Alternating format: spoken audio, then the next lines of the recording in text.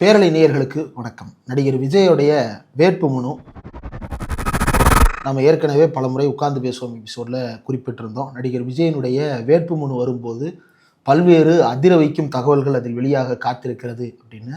அதே போலவே அவருடைய வேட்புமனு இன்றைக்கு தாக்கல் செய்திருக்கிறார். தாக்கல் செய்யப்பட்ட வேட்புமனுவில் என்னென்ன தகவல்கள் குறிப்பிட்டிருக்கிறார் அப்படின்றத நம்ம முதல்ல பார்த்துடலாம். அதுக்கப்புறம் அதில் இருக்கக்கூடிய சந்தேகங்களை நம்ம பேசலாம். நடிகர் விஜயனுடைய மொத்த சொத்து மதிப்பு எவ்வளவு அப்படின்னு எடுத்து பார்த்தா, அசையும் சொத்துக்கள் 404 கோடி ரூபாய், அசையா சொத்துக்கள் 115.13 கோடி ரூபாய் அளவிற்கு மதிப்பீட்டில் வைத்திருக்கிறார். அதாவது ஒட்டுமொத்தமாக அவருடைய மதிப்பை எடுத்து பார்த்தாலும் மொத்தமாகவே 519 கோடி தான் அவருடைய சொத்து மதிப்பு. ரவுண்டா 520 கோடி தான் அவருடைய சொத்து மதிப்பு வந்திருக்கிறது. ஆனால் நடிகர் விஜயனுடைய சம்பளம் எவ்வளவு அப்படின்றது குறித்து ஆதவர்ஜுனா ஒரு கணக்கு சொன்னாரு. இந்தியாவிலே அதிகமான சேலரி இன்னைக்கு யாருக்குன்னா அவருக்கு 300 கோடி ரூபாய். அவருடைய ஆதரவு ட்விட்டர் ஐடிக்கள் ஒரு கணக்கு சொன்னாங்க. செங்கோட்டையன் ஒரு கணக்கு சொன்னாரு. 500 கோடி ரூபாய் ஆண்டுக்கு ஆண்டுக்கு 500 கோடி ரூபாய், ஒரு படத்திற்கு 250 கோடி ரூபாய், ஒரு ஆண்டுக்கு 500 கோடி ரூபாய் வருவாய். அது தேவையில்லை என்று விட்டு ஒரு 1000 கோடி ரூபாய் சம்பாதிக்கக்கூடிய ஒரு பொசிஷன். ஏன் தலைவர் வருஷத்துக்கு 1000 கோடி ரூபாய் சம்பாதிக்கிறத விட்டுட்டு வராரு. 300 கோடி ரூபாய், 500 கோடி ரூபாய், ஒரு 1000 கோடி ரூபாய் சம்பாதிக்கக்கூடிய ஒரு. அதுபோக அவருடைய ஆதரவா இருக்கக்கூடிய பத்திரிகையாளர்கள் ஒவ்வொரு படத்துக்கும் அவர் எவ்வளவு சம்பளம் வாங்கினாருன்ற சொல்ற கணக்கெல்லாம் கேட்டோம்னா, யாரா அவர் எலான் மஸ்கோட பெரிய பணக்காரரா இருப்பார் போல. எக்ஸ் மாதிரி அடுத்து ஒய்யின்னு ஒரு தளத்தை ஏதாவது எவனாவது எடுத்து நடத்தினான்னா விலைக்கு வாங்குற அளவுக்கு சொத்து வச்சிருப்பார் போலயே அப்படின்னு நினைச்சோம்னா, 404 கோடி ரூபாய் அசையும் சொத்துக்களும் மதிப்பும் 115 கோடி ரூபாய் அசையா சொத்துக்களும் மதிப்பீட்டில் வைத்திருக்கிறார். இதுல இந்த தொகை எப்படியெல்லாம் அவருக்கு ஈட்டப்பட்டிருக்கிறது அப்படின்றது குறித்தான விவரங்களுக்கு அடுத்து போகலாம். அதே போல நடிகர் விஜய் தன் மீது என்ன மாதிரியான குற்றவியல் நடவடிக்கைகள் எடுக்கப்பட்டிருக்கிறது என்பது குறித்தும் இந்த அஃபிடவிட்ல தாக்கல் பண்ணணும். அதுலேயுமே நமக்கு சில சந்தேகங்கள் இருக்கு. நடிகர் விஜய் தாக்கல் செய்திருக்கக்கூடிய அஃபிடவிட்ல பக்கம் 5ல் முதல் தகவல் அறிக்கை மற்றும் சம்பந்தப்பட்ட காவல் நிலையத்தின் பெயர் மற்றும் முகவரி என்பது எதுவுமே பொருந்தாது அப்படின்னு தான் குறிப்பிட்டிருக்கிறார். அவருக்கும் பொருந்தாது, அவருடைய சார்ந்தவருக்கும் யாருக்கும் பொருந்தாது அப்படின்றது தான் அவர் குறிப்பிட்டிருக்கக்கூடிய விஷயங்கள். ஆனால் அதில் நமக்கு இருக்கக்கூடிய சந்தேகம் என்ன அப்படின்னா, இதுக்கு முன்னாடி 2025 ஆகஸ்ட் மாதம் மதுரையில் பாரப்பட்டியில் நடந்த அந்த மாநில 2வது மாநாட்டில் தாவேகா ரசிகர்கள் பல பேர் விஜய் ரேம்ப்ல நடந்து வரும்போது அவர் மீது பாய்ந்து போக, அதை பவுன்சர்கள் அவருடைய உயிருக்கு சேதம் விளைவிக்கும் வகையில அடிச்சு தூக்கி வீசின வீடியோக்களை நம்ம பார்த்தோம். அதுல பாதிக்கப்பட்ட நபர் பெரம்பலூரை சேர்ந்த குன்னம் பகுதியை சேர்ந்த ஒரு நபர். அவர் குன்னம் காவல் நிலையத்தில் புகார் அளித்ததை அடுத்து 3 குற்றப்பிரிவுகளின் கீழ் அவர் மீது வழக்கு பதிவு செய்யப்பட்டிருக்கு. பிஎன்எஸ் பிரிவுகளின் கீழே வழக்கு பதிவு செய்யப்பட்டிருக்கு. அந்த 3 பிரிவுகளின் கீழ் வழக்கு பதிவு செய்யப்பட்டதனுடைய விவரம் என்ன அப்படின்றது அதற்கு பிறகு நமக்கு தெரியல. அதற்கு பிறகு எப்படி இந்த தகவல் நமக்கு தெரிய வருதுன்னா, பாலிமர்ல இது குறித்து செய்தி வெளியாகி இருக்கிறது. ஆனா அதை நம்ம எப்படி நம்புறது? ஏன்னா அப்பாவியா யாரோ ஒருத்தர் ரோட்ல நடந்து போனா கூட பார்ப்பதற்கு அப்பாவி போல இருக்கும் நபர் இவர்தான் என்று வாய்க்கு வந்ததா அவங்க இஷ்டத்துக்கு அவன் மனசுல என்னென்னலாம் நினைக்கிறானோ அந்த வக்கரத்தை எல்லாம் நம்ம மேல வாய்ஸ் ஓவர்ன்ற பேர்லையும் நியூஸ் கண்டென்ட்ன்ற பேர்லையும் கொட்டிட்டு போவாங்க. அப்போ பாலிமரை நம்ப முடியாது. யாரை நம்பலாம் அப்படின்னு எடுத்து இன்னும் தேடி பார்த்தோம்னா, தமிழ் சமயம் அப்படின்ற இணைய இதழில் அது பற்றி குறிப்பிடப்பட்டிருக்கு.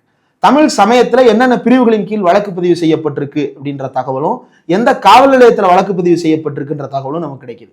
அதை அப்படியே எடுத்து இன்னும் கொஞ்சம் தேடி போனோம்னா, பிபிசி தமிழ்ல விரிவான ஒரு கட்டுரை வெளியிடப்பட்டிருக்கு. அந்த கட்டுரையை பார்க்கும் பொழுது குன்னம் காவல் நிலையத்தில் இருக்கக்கூடிய ஆய்வாளர் பிபிசி தமிழுக்கு பிரத்யேகமாக பேட்டியை கொடுத்திருக்கிறார். அதனுடைய எழுத்துப்பூர்வமான வடிவத்தை அவங்களுடைய இணையதளத்துல குறிப்பிட்டிருக்கிறாங்க. அதுல 3 பிரிவுகளின் கீழ் வழக்கு பதிவு செஞ்சிருக்கிறோம். இது சம்பந்தப்பட்ட இடம் எங்கேயோ அங்கதான் பதிவு செய்யணும்னு அவசியம் இல்லை. எங்கனாலும் குற்றத்திற்கான முகாந்திரம் இருந்தா நாங்க வழக்கு பதிவு செய்யலாம். ஆனா சம்பந்தப்பட்ட காவல் நிலையத்துல தான் அதை விசாரிக்க முடியும் அப்படின்ற அடிப்படையில கூடக்கோவில், மதுரையில் இருக்கக்கூடிய கூடக்கோவில் காவல் நிலையத்திற்கு அந்த வழக்கு மாற்றப்பட்டிருப்பதா தகவல் சொல்றாங்க. அப்போ அவர் மீது எஃப்ஐஆர் பதிவு செய்யப்பட்டிருக்கு அப்படின்னா, அந்த எஃப்ஐஆர் குவாஷ் பண்ணப்பட்டதா, அதாவது நீதிமன்றத்தின் மூலமாக தன் மீது பதிவு செய்யப்பட்ட குற்றச்சாட்டை அவர் ரத்து செய்தாரா, அல்லது காவல் நிலையத்தில் வேறு ஏதாவது சட்டப்பூர்வமான நடவடிக்கைகள் மேற்கொண்டு அந்த எஃப்ஐஆர் விடுவிக்கப்பட்டதா, அல்லது இன்னும் பெண்டிங்ல இருக்கா அப்படின்றத மக்களுக்கு தெரிவிக்க வேண்டிய பொறுப்பும் கடமையும் நடிகர் விஜய்க்கு இருக்கிறது. ஏன்னா ஊர்ல இருக்கக்கூடிய எல்லாரும் என்னென்ன குற்றம் பண்ணியிருக்கிறாங்க, அவங்களுடைய அஃபிடவிட்ல என்ன இருக்குன்றதெல்லாம் தாண்டி இவங்க என்னென்ன குற்றம்லாம் யார் யாரெல்லாம் பண்ணணும்னு நினைக்கிறாங்களோ அதையெல்லாம் அந்த குற்றவாளிகள் என்று அவர்கள் மீது பச்சை குத்துற வேலையை ரசிகர்கள் செஞ்சுட்டு இருக்கும்போது நடிகர் விஜய் தன் மீது தன்னுடைய ரசிகரை தாக்கிய வழக்கில் பதிவு செய்யப்பட்ட குற்றச்சாட்டு குறித்து இதில் ஏன் தெரிவிக்கவில்லை, அல்லது தெரிவிக்க வேண்டிய கடமை இல்லை அப்படின்னா அந்த எஃப்ஐஆர் என்னாச்சு அப்படின்ற அந்த கேள்வி நமக்கு மிச்சம் இருக்கிறது. அதாவது நீதிமன்ற நடவடிக்கை என்னவாக இருக்கிறது அப்படின்ற கேள்வி மிச்சம் இருக்கிறது. அதற்கு பிறகு விஜய் கையில் வைத்திருக்கக்கூடிய ரொக்க தொகை, அவர் அடிக்கடி ஒரு பைய தூக்கிட்டு சுத்துவாரு, நீங்க பார்த்திருப்பீங்க. ஒரு பாட்டிலோட சிக்கினார் அப்படின்னு ஒரு தகவல். நமக்கு எல்லாமே விஜயை பத்தி எல்லாமே தகவல் மட்டும்தான். எனக்கு தெரிஞ்சு விஜயை பத்தி அஃபீஷியலா ஒரு தகவல் அல்லது உண்மையான ஊர்ஜிதப்படுத்தப்பட்ட ஒரு தகவல் அப்படின்னா இந்த அபிடவிட்ல இருக்கிறது மட்டும்தான் நினைக்கிறேன். மற்ற எல்லாமே சும்மா ஒரு தகவல்ன்ற பேர்ல போற போக்குல யாருனாலும் போட்டு போகலாம். அவர் ஒரு பை வச்சிருந்தாரு, ரொம்ப நாள் அதை கையில தூக்கிட்டே சுத்தின்னு இருந்தாரு. அதுலதான் அந்த 2 லட்சம் ரூபாய் கையில வச்சுட்டு சுத்துறாரா அப்படின்றது தெரியல. அது போக பல்வேறு வங்கிகள்ல அவர் கணக்கு வைத்திருக்கிறார். இந்தியன் ஓவர்சீஸ் பேங்க்ல 213 கோடி ரூபாய் சாலிகிராமத்தில் இருக்கக்கூடிய ஐஓபில, ஆக்சிஸ் பேங்க்ல 57.92 லட்சம், HDFCல 77.22 லட்சம், ஸ்டேட் பேங்க்ல 16,000 ரூபாய், ஐசிஐசியில 4.99 லட்சம். அது போக ஐஓபில பிக்சட் டெபாசிட் 25 கோடி ரூபாயும், ஆக்சிஸ் பேங்க்ல 40 கோடி ரூபாய்க்கு பிக்சட் டெபாசிட்டும், HDFCல 20 கோடி ரூபாய்க்கு பிக்சட் டெபாசிட்டும், ஸ்டேட் பேங்க்ல 15 கோடி ரூபாய்க்கு பிக்சட் டெபாசிட்டும், ஐஓபில எலெக்ஷனுக்காக ஓபன் பண்ண அக்கௌண்ட்ல தேர்தல் செலவுகளுக்காக 1 லட்சம் ரூபாயும் அப்படின்னு சொல்லி அவருடைய கணக்குகள் தாக்கல் செய்யப்பட்டிருக்கிறது. இதுல என்னப்பா உங்களுக்கு ஆச்சரியமான தகவல் அப்படின்னா இதுல இல்ல தகவல். இதற்கு அடுத்து இன்னும் சில தகவல்கள் எல்லாம் பார்த்துட்டு நம்ம அதுக்கு பிறகு இதுல இருக்கக்கூடிய பஞ்சாயத்தான விஷயங்களுக்கு வரலாம். சங்கீதாவின் பெயரில் என்னென்ன மாதிரியான சொத்துக்கள் இருக்கிறது அப்படின்றத நம்ம எடுத்து பார்த்தோம்னா, நடிகர் விஜயனுடைய மனைவி விவாகரத்து அப்ளை பண்ணியிருக்கிற சங்கீதா அவர்கள் ரொக்கமாக 1 லட்சம் ரூபாய் வச்சிருக்கிறாங்க. HDFCல 43.41 லட்சத்துக்கு கணக்கு வைத்திருக்கிறார். 10 கோடி ரூபாய்க்கு HDFCல பிக்சட் டெபாசிட் போட்டிருக்கிறாங்க. வெள்ளி 2 கிலோ 25,000 ரூபாய் மதிப்பு, தங்கம் 3132 கிராம் 4 கோடி ரூபாய் மதிப்பு, வைரம் 134.91 காரட் 1 கோடி ரூபாய் மதிப்பு. இதெல்லாம் தாண்டி அவருக்கு அசையா சொத்து அப்படின்னு ஒரு 2.5 கோடி ரூபாய்க்கு சொத்து இருப்பதாகவும் குறிப்பிடப்பட்டிருக்கு. ஜேசன் சஞ்சய்க்கு HDFC வங்கி கணக்குல 96,000 ரூபாயும், சாஷாவின் பெயர்ல 3,19,000 ரூபாயும் வங்கியில் இந்த தேதி வரை 27 மார்ச் வரைக்கும் வங்கி கணக்குல அவர்கிட்ட பணமாக வங்கி கணக்கில் இருக்கிறது. இதையெல்லாம் தாண்டி இன்னொரு காலம் ஒன்று இருக்கிறது. நிறுவனம், கம்பெனி, பொறுப்பு கழகம் முதலியவை உட்பட யாதொரு நபருக்கு அல்லது நிறுவனத்திற்கு அளிக்கப்பட்ட தனிப்பட்ட கடன் அல்லது முன்பணம் மற்றும் கடனாளியிடமிருந்து பெறத்தக்க தொகை மற்றும் ஏனைய தொகைகள், அதாவது வேறு ஒருத்தரிலிருந்து தனக்கு வரவேண்டிய தொகையாக அல்லது தான் கடன் கொடுத்த தொகையாக அவர் குறிப்பிடுற தொகைகள் எவ்வளவுன்னு பார்த்தோம்னா, என் ஆனந்த் எனப்படும் புஷி ஆனந்துக்கு 3 கோடி ரூபாய் கடனோ முன்பணமோ கொடுத்திருக்கிறார். புஷி ஆனந்த் விஜய்க்கு 3 கோடி ரூபாய் தர வேண்டியது இருக்கு அப்படின்னு குறிப்பிட்டிருக்கிறார். அதே போல தன்னுடைய தந்தையாராகிய சந்திரசேகர் அவர்களுக்கு 3 கோடி ரூபாய் மதிப்பு கொடுக்கப்பட்டிருக்கிறது. அதாவது 3 கோடி ரூபாய் சந்திரசேகர்கிட்ட இருந்து ஒன்னு விஜய்க்கு வர வேண்டிய பணம் அல்லது இவரு அப்பாவுக்கு கொடுத்து வைத்திருக்கக்கூடிய கடன். சோபா சந்திரசேகருக்கு 8.71 கோடி ரூபாய் இவர் கொடுத்து வைத்திருக்கிறார் அல்லது சோபா அவர்கள் இவருக்கு கொடுக்க வேண்டிய தொகை. சங்கீதா விஜய்க்கு 12 கோடியே 60,53,615 ரூபாய் இவர் கொடுத்திருக்கிறார் அல்லது சங்கீதா விஜய் இவருக்கு திரும்ப செலுத்த வேண்டிய தொகை. ஜேசன் சஞ்சய்க்கு 8,78,000 ரூபாய், அதாவது ஒன்னு ஜேசன் இவருக்கு கொடுக்கணும் அல்லது இவர் ஜேசனுக்கு ஆல்ரெடி கொடுத்து வச்சது அப்படின்னு 8,78,000 ரூபாய். திவ்யா சாஷாவுக்கு 4,60,000 ரூபாய் என்று குறிப்பிடப்பட்டிருக்கிறது.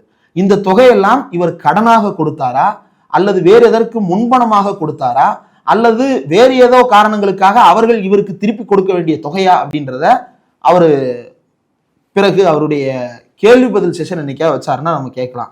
அது போக அவர் வைத்திருக்கக்கூடிய வாகனங்கள் அப்படின்னு பார்த்தோம்னா, அன்னை டிவிஎஸ் எக்ஸல் ஒன்று வச்சிருக்கிறாரு. அந்த டிவிஎஸ் எக்ஸலை வந்து எப்போ எடுத்துட்டு பிரச்சாரத்துக்கு வர போறாரு அப்படின்னு தெரியல.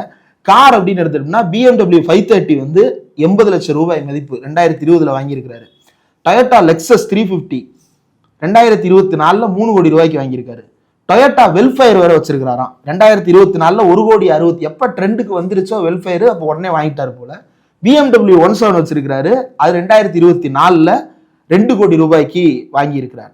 மாருதி ஸ்விஃப்ட் நம்ம எல்லாம் பார்த்துருப்போம், அந்த மண்டையில பெயிண்ட் அடிச்ச அந்த மாருதி ஸ்விஃப்ட் வந்து 5,35,000 ரூபாய்க்கு 2024 வாங்கியிருக்கிறாரு.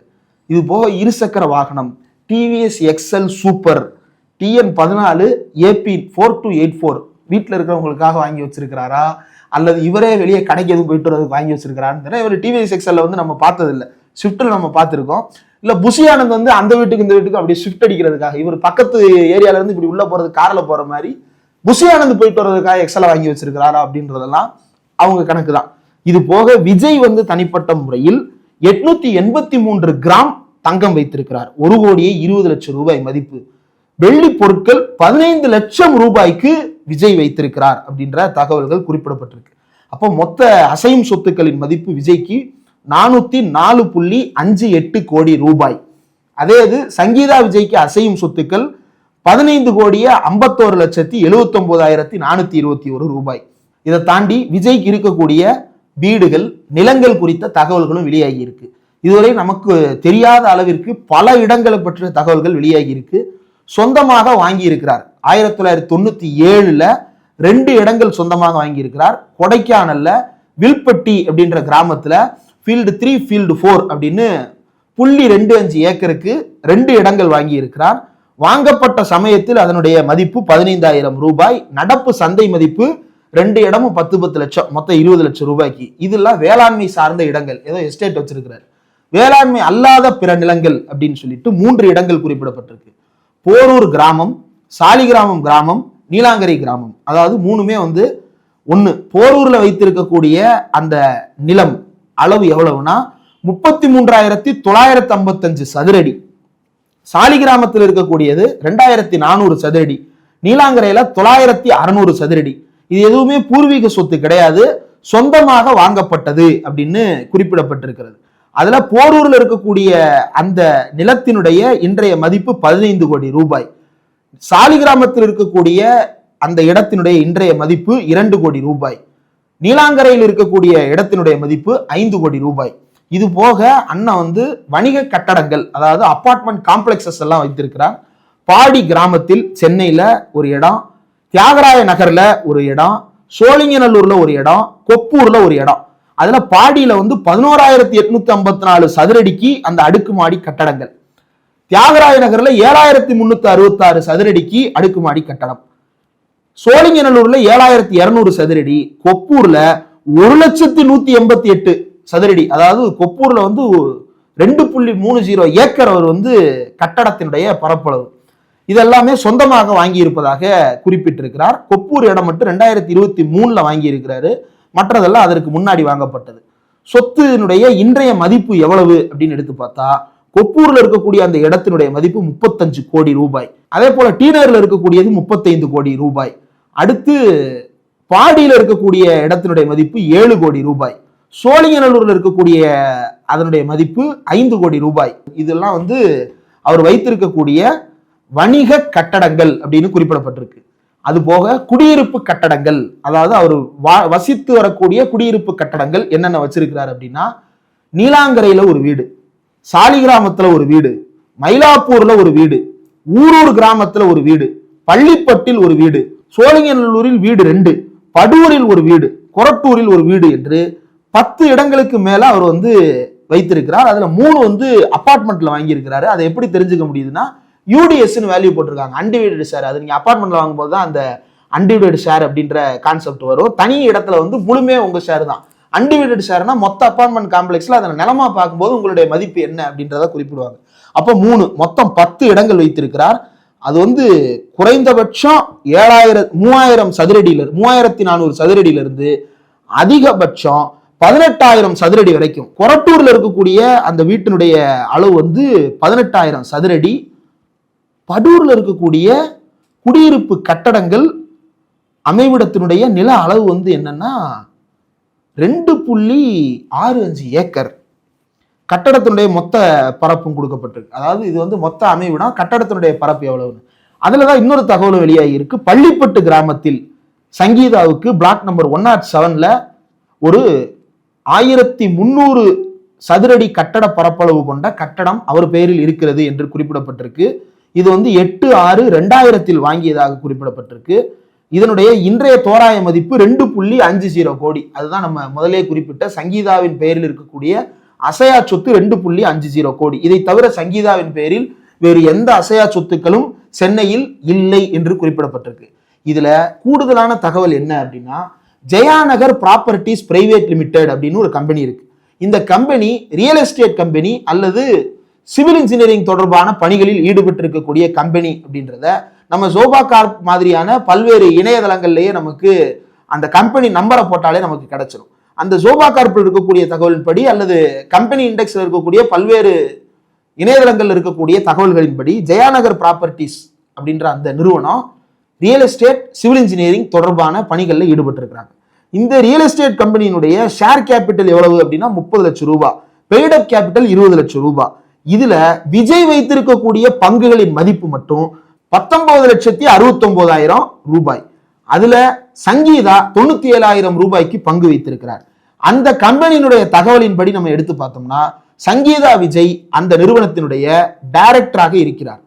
சந்திரசேகரன் ஜோசப் விஜய் ஆகிய நடிகர் விஜய் மேனேஜிங் டைரக்டராக இருக்கிறார். ராஜேந்திரன் என்பவர் டைரக்டராக இருக்கிறார். இதுக்கு முன்னாடி அதனுடைய டைரக்டராகவும் மேனேஜிங் டைரக்டராகவும் யாரெல்லாம் இருந்திருக்கிறாங்கன்னா எஸ்ஏசி அவர்கள் இருந்திருக்கிறார்.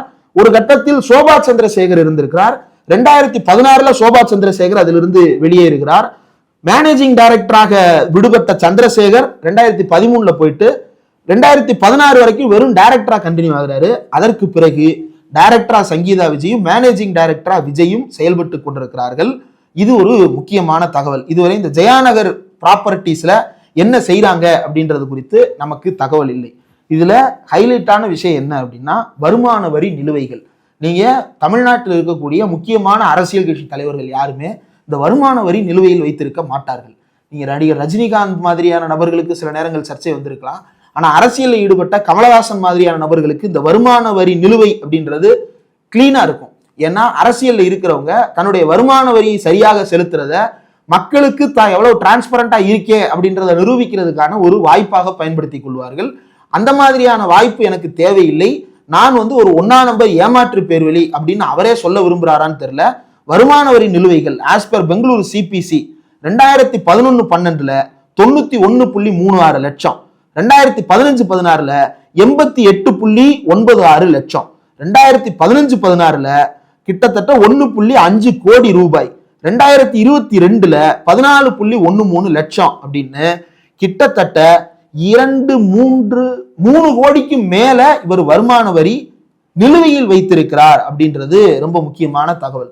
இதுலதான் அந்த புலிப்படத்தினுடைய கேஸும் அடங்கும்.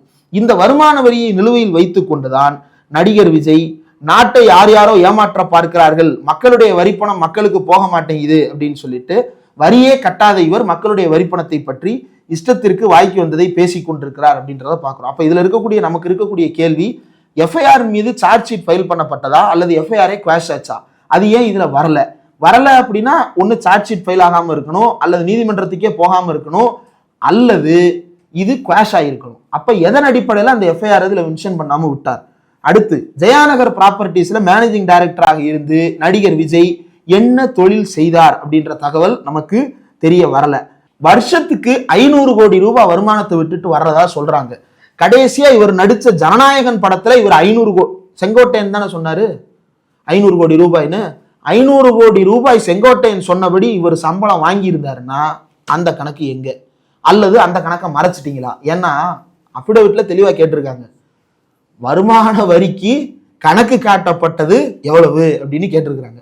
அப்ப அதுல கணக்கு காட்டினது இவ்வளவுதான் அப்படின்னா உன் வாழ்நாள்லயே மொத்தமா நீ 500 கோடி தான் சம்பாதிச்சிருக்க, அது பூர்வீக சொத்துக்களை எல்லாம் சேர்த்து. அப்போ இவ்வளவுதான் உன்னுடைய மொத்த வருமானம் என்றால் இவ்வளவு காலம் நான் ஏன் 500 கோடியை விட்டுட்டு வந்தேன், நான் 200 கோடியை விட்டுட்டு வந்தேன் அப்படின்னு சொல்லிட்டு யாரை ஏமாற்றுவதற்காக இந்த புருடா? நீங்க எவ்வளவு சம்பாதிக்கிறீங்க அப்படின்றத பத்தி யாராவது நீங்க அரசியலுக்கு வரும்போது கேட்டாங்களா? ஆனா நீங்களா வாண்டடா வந்துதான் 200 கோடி ரூபாயை விட்டுட்டு வந்தேன் அப்படின்னு சொல்றீங்க. ஜனநாயகன் படத்துக்கு 200 கோடி ரூபாய் சம்பாதிச்சிருந்தீங்கன்னா அந்த 200 கோடி ரூபாய் சம்பளத்தை இன்னும் நீங்க வாங்கலையா? ஏன் வாங்கல? ஏன்னா 2024-25 ஆண்டு கணக்கின்படி இவருடைய வருமான வரி கணக்கில் காட்டப்பட்ட மொத்த வருமானம் எவ்வளவு அப்படின்னா 184 கோடியே 53,56,290 ரூபாய். அதாவது 184 கோடி. அப்ப 200 கோடி ரூபாய் நீ அந்த வருஷம் சம்பளம் வாங்கல. 2023-24 105 கோடி, அப்பயும் 200 கோடி ரூபாய் சம்பளம் வாங்கல. 2022-23 198 கோடி, அப்பயும் 200 கோடி ரூபாய் சம்பளம் வாங்கல. 2021-22 மட்டும் 237 கோடி ரூபாய் வந்திருக்கிறது. அது எப்படி வந்தது அப்படின்றத அவர் தான் தெளிவுபடுத்தணும். அதுக்கு முன்னாடி 2020-21 பார்த்தோம்னா வெறும் 8 கோடி தான் போட்டிருக்கு. அப்போ இதுல எந்த நிதியாண்டில் எந்த திரைப்படத்திற்காக நீங்க 200 கோடி ரூபாய் சம்பாத்தியம் எடுத்தீங்க அப்படின்ற அந்த கணக்கு எப்ப தாக்கல் செய்ய போறீங்க, யாருகிட்ட தாக்கல் செய்ய போறீங்க? இல்ல 200 கோடி கிடையாது, செங்கோட்டையன் சொன்ன மாதிரி 500 கோடி ரூபாய் தான் எங்களுடைய சம்பளம் அப்படின்னா அந்த 500 கோடி ரூபாய் எங்க? 184 கோடி ரூபாய் போன வருஷம் போட்டிருக்கு. மீதி இருக்கக்கூடிய 300 சொச்சம் கோடியை எங்க ஒழிச்சு வச்சிருக்கீங்க? ஏன் கணக்கு கட்டாம வச்சிருக்கீங்க? அப்ப யாரை ஏமாற்றுவதற்காக அல்லது என்ன விளைவை ஏற்படுத்துவதற்காக 500 கோடி சம்பளம் 200 கோடி சம்பளம் அப்படின்ற புருடாக்கள் கட்டவிழ்த்து விடப்பட்டது அப்படின்றத நீங்க தான் மக்களுக்கு தெளிவுபடுத்தணும். அல்லது நான் வாங்கின சம்பளம் என்னதான் அப்படின்றது, என்ன படத்துக்கு என்ன சம்பளம் தெளிவா சொல்லுங்க பார்ப்போம். பல்வேறு நடிகர்கள் இருக்கிறாங்க, யாரும் அரசியலுக்கு வரல, இந்த கிளைமுக்குள்ளலாம் போல. நீங்க அரசியலுக்கு வந்து நீங்க இதை கிளைம் பண்றீங்கல்ல, இன்ன படத்துக்கு இன்ன சம்பளம் வாங்கினேன் அப்படின்றத உங்களால கிளைம் பண்ண முடியுமா? சுய தொழில்னு போட்டு மொத்தமா இருக்கிற எல்லாத்தையும் போட்டீங்க. இதுல வந்து எந்த தெளிவும் இல்லாமல் விஜய் வந்து மக்கள் மத்தியில் பொய் சொல்லி கொண்டிருக்கிறார் அப்படின்றது இதில் வெளிப்படையாக தெரியக்கூடிய உண்மை. இன்றைக்கு பிரச்சாரம் குறித்து சந்தோஷ் விரிவாக தோழர் வல்லம் பசீர் அவர்களிடம் பேசியிருக்கிறார். அதையும் தோழர்கள் பார்க்க வேண்டும் என்று கேட்டுக்கொள்கிறேன். விஜயினுடைய சொத்து மதிப்புகளின் மூலமாக நமக்கு தெரிய வந்த செய்தி, அவர் மீது பதிவு செய்யப்பட்ட எஃப்ஐஆர் என்ன ஆனது என்பது நமக்கு தெரியவில்லை. விஜயினுடைய மொத்த சொத்து மதிப்பு 500 கோடியாகத்தான் இருக்கிறது எனும்போது அவருடைய அந்த 200 கோடி ரூபாய் வருமானம், 500 கோடி ரூபாய் வருமானம், வருஷத்துக்கு 500 கோடி ரூபாய் வருமானம்ன்றதெல்லாம் யார் காதில் பூ சுத்துவதற்காக விடப்பட்டது அப்படின்றது தெரியல. ஜேசன் சந்தைக்கு பல லட்சங்கள், சாஷாவுக்கு 4 லட்சம், ஜேசன் சந்தைக்கு 8 லட்சம் உங்களுக்கு வர வேண்டிய தொகைன்னு குறிப்பிட்டிருக்கீங்க. அது என்ன மாதிரியான கணக்கு? சொந்த வீட்டுக்குள்ளே கடன் கொடுத்துருக்கீங்களா? வீட்டுக்குள்ளே கடன் கொடுத்தீங்க அப்படின்னா அதனுடைய பர்பஸ் என்ன? அது ஏன் திரும்ப வர வேண்டிய தொகையில குறிப்பிட்டிருக்கீங்க அப்படின்றது எல்லாத்தையும் நம்ம கேட்கல. தேர்தல் ஆணையத்தில் கொடுக்கப்பட்ட அஃபிடவிட்டில் நீங்கள் சொன்னதிலிருந்து வருகின்ற கேள்வி, இதுவரை 2011 இருந்து நீங்க கட்ட வேண்டிய ஐடி பாக்கி என்னென்ன அப்படின்னா 2011 பாக்கி, 15 பாக்கி, 15 இன்னொரு பாக்கி, 2022 பாக்கி அப்படின்னு சொல்லிட்டு பல விஷயங்கள் வந்து தாக்கல் செய்திருக்கீங்க. அதுபோக கடன் பொறுப்புகள் தகராறின் கீழ் இருக்கிறது அப்படின்னு சொல்லிட்டு ஒரு 15 கோடி ரூபாய் மதிப்பீட்டில் 1, 14 லட்சத்தில் 1 என்று குறிப்பிடப்பட்டிருக்கிறது. இந்த ஐடிஐ எப்போ கட்ட போறீங்க? ஒரு பொறுப்புள்ள குடிமகனா நீங்க எப்போ மாற போறீங்க? உங்க மேல இருக்கக்கூடிய எஃப்ஐஆருடைய நடவடிக்கை என்னன்றதை எந்த கூட்டத்தில் வச்சு பேச போறீங்க? இதை தாண்டி உங்கள் கட்சியில் இருக்கக்கூடிய வேட்பாளர்கள் மீதே பல்வேறு குற்றச்சாட்டுகள். இன்றைக்கு ஒரு பெண் உங்களுடைய கட்சியில் இருக்கக்கூடிய ஒரு நபரின் மீது பாலியல் வன்கொடுமை புகார் கொடுத்திருக்கிறார். உங்ககிட்ட ஏற்கனவே வந்து சொன்னாங்களாம், ஆனா நீங்க தான் வீட்டை பூட்டிட்டு உட்காந்துருவீங்களே. உங்க கட்சிக்காரங்கிட்ட சொல்லியிருக்கிறாங்க அவர் மேல நடவடிக்கை எடுக்கணும்னு. இந்த எடுக்கிறேன் பாரு நடவடிக்கை அப்படின்னு சொல்லிட்டு அவருக்கு சீட்டே கொடுத்து உட்கார வச்சிருக்கீங்க. இது என்ன மாதிரியான நடவடிக்கை? இந்த நடவடிக்கை என்பது பாலியல் ரீதியான குற்றங்களை அங்கீகரிக்கின்ற நடவடிக்கை. சிபிஐல ஒரு புகார் வந்தது அப்படின்னா இம்மீடியட்டா அவங்க நடவடிக்கை எடுக்கிறாங்க. ஆனா நீங்க அப்படி ஒரு புகார் வந்ததற்கு பிறகும் கமுக்கமா இருக்கீங்க அப்படின்னா பாலியல் குற்றவாளிகளை பாதுகாக்கிறீர்களா? அதே போல தேனியில வந்து அங்க மாவட்ட செயலாளர் வந்து லெப்ட் பாண்டின்ற ஒருத்தருக்கு சீட்டு போட்டிருக்கீங்க. அவர் வந்து பெண்களை பற்றி அவ்வளவு கேவலமான வார்த்தைகள்ல பேசுறாரு. அதே போல ஜெகநாத் மிஸ்ரான்னு ஒருத்தர் கொடுத்திருக்கீங்க. ஆமாடா நான் சாதி வெறியன் தாண்டா அப்படின்னு சொல்லிட்டு ஒரு பெரிய சாதி வெறியனாக உலா வந்து கொண்டிருக்கிறார். இதையெல்லாம் ஊக்குவிக்கின்ற வகையில முட்டாள்தனமாக மக்களை ஏமாற்றுகின்ற வகையில ஜோசிய மருத்துவ ஜோசியம் அப்படின்ற பேர்ல ஏமாற்றி இல்லாத பல்கலைக்கழகத்தில் PhD வாங்கியதாக சொல்லிக்கொண்டு டாக்டர் பட்டம் போட்டுக்கொண்டு சுற்றி இருக்கக்கூடிய ஒரு நபருக்கு சீட்டு கொடுத்திருக்கீங்க. இப்படி அதிமுகவிலிருந்து பாலியல் ரீதியான குற்றச்சாட்டுகள், சொத்து குவிப்பு குற்றச்சாட்டுகள், பெரும் ஊழல் குற்றச்சாட்டுகள், ஜெயலலிதாவுடைய சொத்து குவிப்பு உடந்தையாக இருந்தது, வாச்சாத்தியில் பெண்கள் பாலியல் கொடுமை செய்யப்படும் போது காவல்துறைக்கு உறுதுணையாக இருந்தது, குற்றவாளிகளை காப்பாற்றியது உள்ளிட்ட பல்வேறு புகார்கள் குற்றம் சாட்டப்பட்டிருக்கின்ற செங்கோட்டையனுக்கு சீட்டு கொடுத்திருக்கீங்க. அப்போ இந்த லட்சணத்தில் மக்கள் மத்தியில் வந்து பெண்களுக்கு பாதுகாப்பில்லை அப்படின்னு நீங்க வைக்கிற பிரச்சாரம் என்பது முழுக்க முழுக்க உங்களை நோக்கி நீங்களே சொல்லிக்கொள்ள வேண்டியதுதானே தவிர தமிழ்நாட்டு பெண்கள் பாதுகாப்பாக இருக்கிறார்கள், அதனால்தான் இந்தியாவிலேயே வேலைக்கு போகும் பெண்கள் தமிழ்நாட்டில் அதிகமாக இருக்கிறார்கள், ஆனால் உங்கள் வீட்டில் இருக்கக்கூடிய பெண்ணால் பாதுகாப்பாக இருக்க முடியவில்லை அப்படின்னு அவங்க கோர்ட்ல போய் நிற்கிறாங்க. திருந்த வேண்டியது நீங்கள் தான், வருந்த வேண்டியது நீங்கள் தான். ஆனால் மக்களை ஏமாற்றுவதற்காக அரசியலுக்குள்ளே நுழைந்து பாஜகவிற்கு ஏவலால் வேலை பார்க்கின்ற வகையில நேற்றிலிருந்து தாவேகாக்காரர்கள் திருப்பரங்குன்றத்தினுடைய திமுக வேட்பாளர் பேசாத ஒன்றை பேசியதாக, தர்கா குறித்து பேசியதாக பேசாத ஒன்றை தப்பா சித்தரித்து பொய்யா பரப்பிட்டு இருக்கிறாங்க. இதெல்லாம் யாரு சீட்டு நிர்மல்குமார் வேலையா? இதே போல சாய் சரவணன்னு பாஜக காரு, நானே அவர் போஸ்டரை பல இடங்கள்ல பார்த்திருக்கேன். பாண்டிச்சேரியில பாஜக போஸ்டரை போட்டு ஒட்டி இருக்கிறாரு. அவருக்கு முன்னாடி எம்எல்ஏவா இருந்தவர், அவருக்கு இந்த தடவை கூப்பிட்டு சீட்டு கொடுத்துருக்கீங்க. முந்தானேத்து திமுக சீட்டு கிடைக்கலன்னு நேற்று சாயங்காலம் வந்தவருக்கு சீட்டு கொடுத்துருக்கீங்க அப்படின்னு பல கட்சிகளில் இருந்து தாவி வந்தவர்களுக்கு சீட்டு கொடுத்துட்டு நான் யோக்கியமான ஆட்சி அமைக்க போகிறேன் அப்படின்னு சொல்லி நேற்று உங்க மேடையில உறுதிமொழி எடுத்துக்கிட்ட ஒரு நபர் இன்னைக்கு பாலியல் புகார்ல சிக்கியிருக்கிறாரு. இதுதான் உங்க கட்சியினுடைய யோக்கியதை.